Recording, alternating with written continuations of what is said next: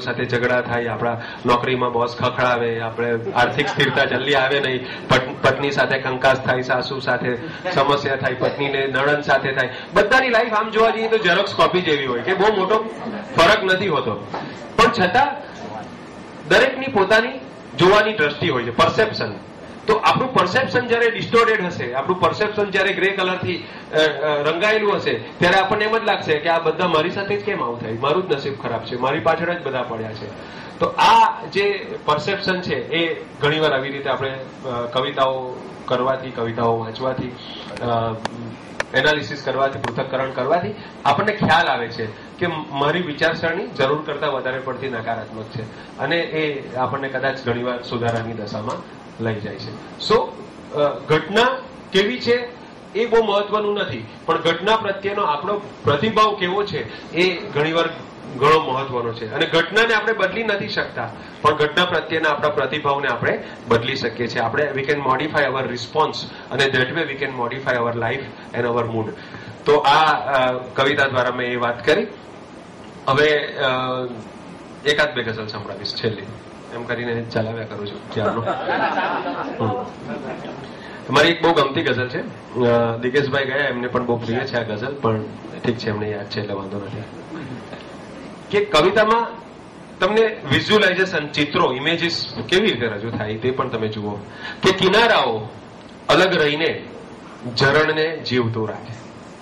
બે કિનારાઓ છે, કિનારાઓ અલગ રહે તો જ ઝરણ જીવતું રહે, બરાબર? કે કિનારાઓ અલગ રહીને ઝરણને જીવતું રાખે, અલગતા આપણી એમ જ સ્મરણને જીવતું રાખે. કે કિનારાઓ અલગ રહીને ઝરણને જીવતું રાખે, અલગતા આપણી એમ જ સ્મરણને જીવતું રાખે. ને તળાવો મૃગજળોના જેમ રણને જીવતું રાખે. કે તળાવો મૃગજળોના જેમ રણને જીવતું રાખે, બસ એમ જ સ્વપ્ન તારું એક જણને જીવતું રાખે. બસ એમ જ સ્વપ્ન તારું એક જણને જીવતું રાખે. ને અનાયાસે તો જીવનમાં બધું ભૂલી જ જઈએ, પણ અનાયાસે એટલે વિધાઉટ એફર્ટ, પ્રયાસ વગર, આપણે કોશિશ નહીં કરીએ તો. અનાયાસે તો જીવનમાં બધું ભૂલી જ જઈએ, પણ પ્રયાસો વિસ્મરણના ખુદ સ્મરણને જીવતું રાખે. કે અનાયાસે તો જીવનમાં બધું ભૂલી જ જઈએ, પણ પ્રયાસો વિસ્મરણના ખુદ સ્મરણને જીવતું રાખે. ને રહીશ આ દોસ્તો તારા, દિગેશભાઈ જેવા, રહીશ આ દોસ્તો તારા, એમનો બહુ પ્રિય શેર છે એટલે કહું છું કે રહીશ આ દોસ્તો તારા, અધૂરા છે શિકારીઓ. એ શિકારીઓ બધા દોસ્તો અધૂરા શિકારી, કાચા પોચા છે. કેમ? એનું લોજિક જોજો. કે રહીશ આ દોસ્તો તારા, અધૂરા છે શિકારીઓ, છુપાવી તીર જે અડધું હરણને જીવતું રાખે. કે છુપાવી તીર જે અડધું હરણને જીવતું રાખે. તો એક બીજી ગઝલ તમને સંભળાવીશું. ગુજરાતી ભાષાની જે પરિસ્થિતિ છે ગુજરાતમાં, અમેરિકામાં તો સમજી શકાય એવું છે. 12 કવિઓ હોય અને 11 શ્રોતાઓ હોય.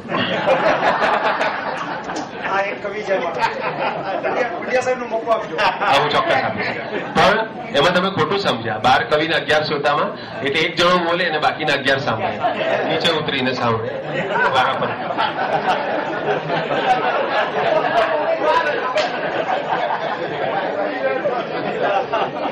તો આવી હાલતમાં ઘણીવાર એવું થાય કે જ્યાં સ્નાન કરવા ઉતર્યો બિલકુલ સૂકી નદી છે.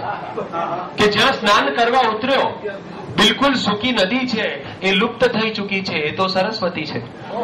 સરસ્વતી નદી જે લુપ્ત થઈ ગઈ છે, તો સરસ્વતી એટલે મા શારદા, સાહિત્યની કલાની દેવી.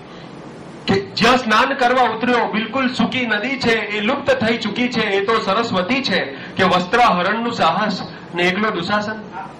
કે વસ્ત્રાહરણનું સાહસ ને એકલો દુશાસન. અરે કઈ કેટલાની એમાં નિશબ્દ સંમતિ છે. કે કઈ કેટલાની એમાં નિશબ્દ સંમતિ છે. તો આપણા બધાની સંમતિ વગર ગુજરાતી ભાષા નાશ નથી પામવાની. અમારા ખાસ કરીને ગુજરાતમાં રહેતા ગુજરાતીઓ માટે કહું છું કે શોધું છું પુત્રમાં ગુજરાતીપણું, શોધું છું પુત્રમાં ગુજરાતીપણું, શું મેં વાવ્યું છે. અમારા ગુજરાતમાં, સુરતમાં 30 થી 40% મા બાપ પોતાના છોકરાઓને એવી સ્કૂલમાં મૂકે છે જ્યાં ગુજરાતી વિષય જ નથી. Central board, international board. કે શોધું છું પુત્રમાં ગુજરાતીપણું, શું મેં વાવ્યું છે હવે હું શું લણું, આ વસિયત લખી ગુજરાતીમાં, પુત્ર એ વાંચી શકે તોય ઘણું.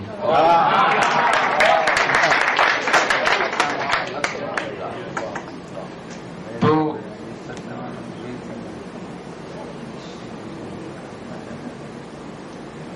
એક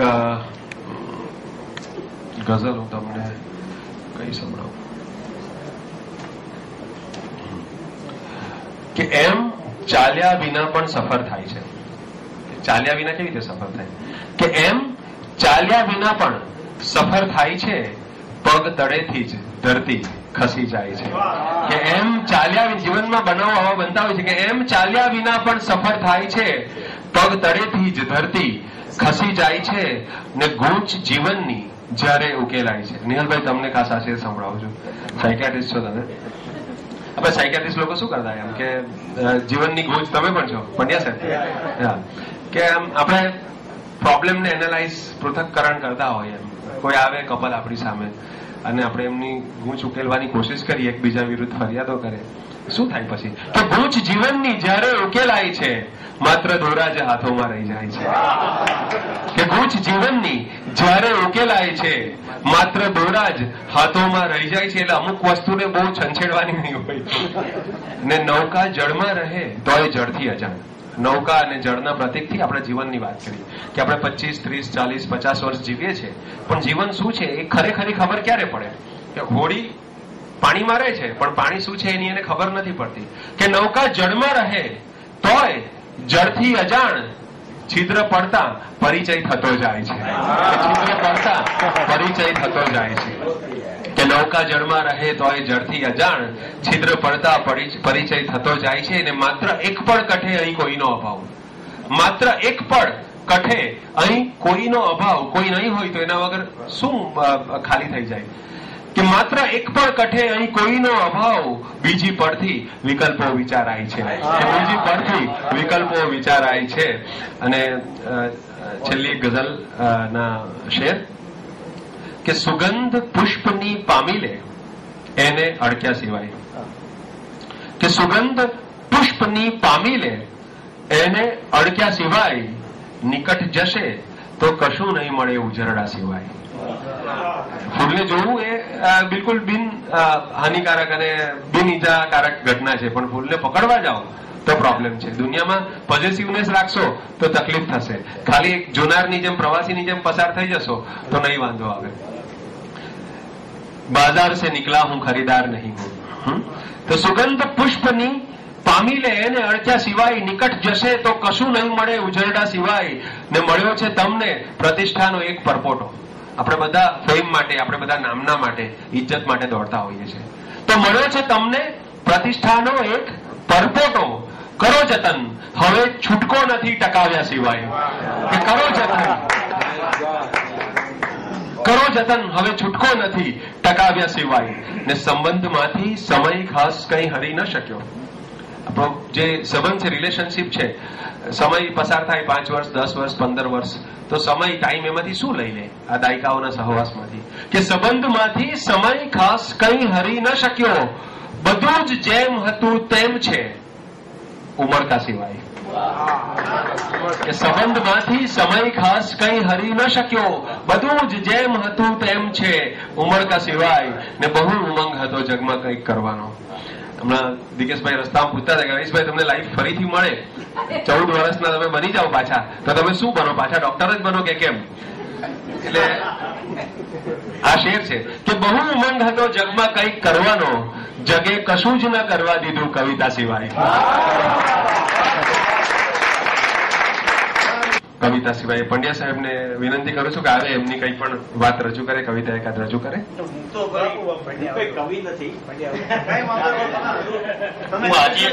હું કવિ નથી, પણ આ કવિઓના સાનિધ્યમાં જરાક મને બે શેર મને યાદ એકદમ મેં બનાવ્યા એટલે મને થોડું યાદ આવ્યું, એટલે હું તમારી સાથે વાત કરું છું. સોરી.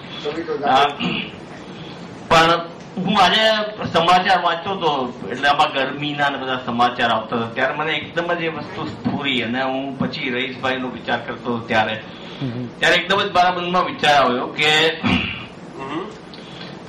વૈશાખની લૂને વૈશાખની લૂને મીઠા વાયરા કહી આ કવિઓ આપણને મૂરખ બનાવે છે. વૈશાખની લૂને મીઠા વાયરા કહી આ કવિઓ આપણને મૂરખ બનાવે છે. સાંજ પડે ઘરમાં મળ ધૂળ ભેગી થાય એ સાફ કરીએ ક્યાં જોવા આવે છે.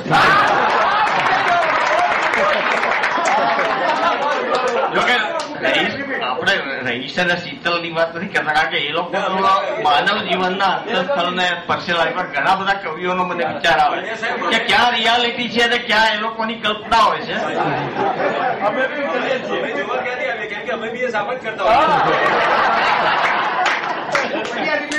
પછી શીતલભાઈની એક બહુ પ્રસિદ્ધ કવિતા છે જેને મનહર ઉદાસે ગાયેલી પણ છે કે જ્યારે જ્યારે તારી યાદ આવે છે મનમાં આખું અમદાવાદ આવે છે.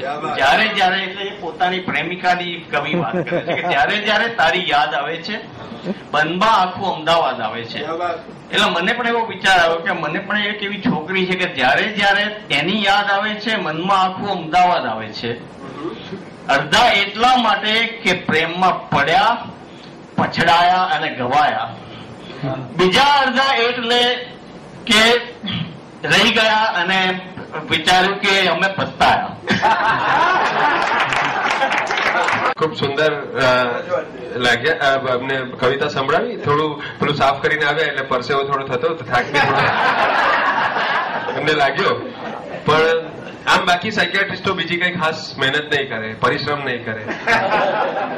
તો પણ એક એકદમ પતલા છે ને એક એકદમ જાડા છે, મને સમજાતું નથી. સાયકિયાટ્રિસ્ટો કરે શું એમ? તો કભી કભી યુ ભી હમને અપને દિલ કો બહેલાયા હૈ. હું પણ ચાઇલ્ડ સાયકોલોજી પ્રેક્ટિસ કરું છું, એટલે હું એ બોટની બહાર નથી. 3 મહિનાના બોટ જેવું છે કે કભી કભી યુ ભી હમને अपने दिल को बहलाया है, जिन बातों को खुद नहीं समझे औरों को समझाया है.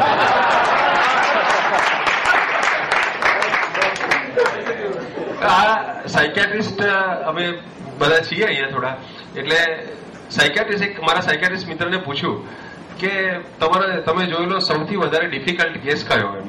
એક મારા ફ્રેન્ડે મેં પૂછ્યું. આમ તો દરેક સાયકિયાટ્રિસ્ટ પોતે જ એક ડિફિકલ્ટ કેસ હોય છે, પણ એને જવાબ આપ્યો કે એક હતો પાગલ, પૂરો પાગલ, બિલકુલ ફેન્ટસીની દુનિયામાં જીવતો હતો.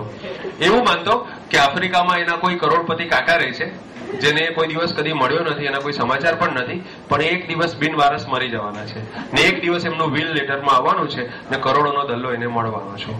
બસ આ વિચાર એના મગજમાંથી નીકળે નહીં. બસ આ જ વિચાર રોજ સવાર બપોર સાંજ કામ ધંધો છોડીને બસ પેલા પોસ્ટમેનની રાહ જુએ કે લેટર આવશે, વિલ આવશે ને મારો ભાવ તરી જશે. એટલે પેલા તો જોશી પાસે ગયા અને બધા પાસે ગયા અને જાતનું બધું કર્યું, પણ કઈ ફરક નહીં પડે. ડોક્ટર પાસે ગયા, સાયકોથેરાપિસ્ટે સિટિંગ્સ કર્યા, પણ લેટરમાં વિલ આવશે, કરોડો રૂપિયા મળશે.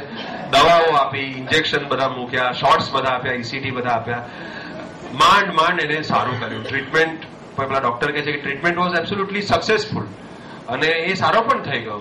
મગજમાંથી એના કરોડો રૂપિયાના વારસાનું ભૂત પણ ઉતરી ગયું. 5,500 રૂપિયાની એમ કે નોકરીએ પણ લાગી ગયેલો. પછી શું થયું? અરે બધું બરાબર જ હતું, એકદમ ફાઇન હતું. ત્યાં પેલો આફ્રિકાથી સ્ટુપિડ જેવો લેટર આવ્યો, પાછો પાગલ થઈ ગયો બિચારો.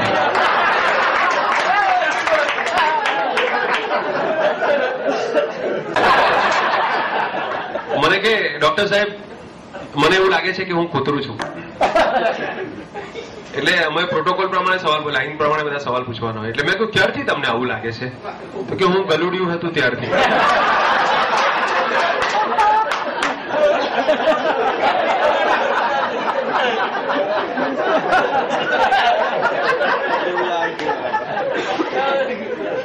એક્યુટ છે કે ક્રોનિક છે ખબર પડી જાય. એકવાર એક દર્દી મારી પાસે આવ્યો, મને કે ડોક્ટર સાહેબ એક બહુ મોટો પ્રોબ્લેમ છે, બહુ જ મોટો પ્રોબ્લેમ છે, બધું જ ભૂલી જાઉં છું, કઈ યાદ નથી રહેતું, આ પ્રોબ્લેમનું તમે કઈ કરો. એટલે મેં પણ પ્રોટોકોલ પ્રમાણે પૂછ્યું કે આ પ્રોબ્લેમ કેટલા વખતથી છે? તો કે કયો પ્રોબ્લેમ?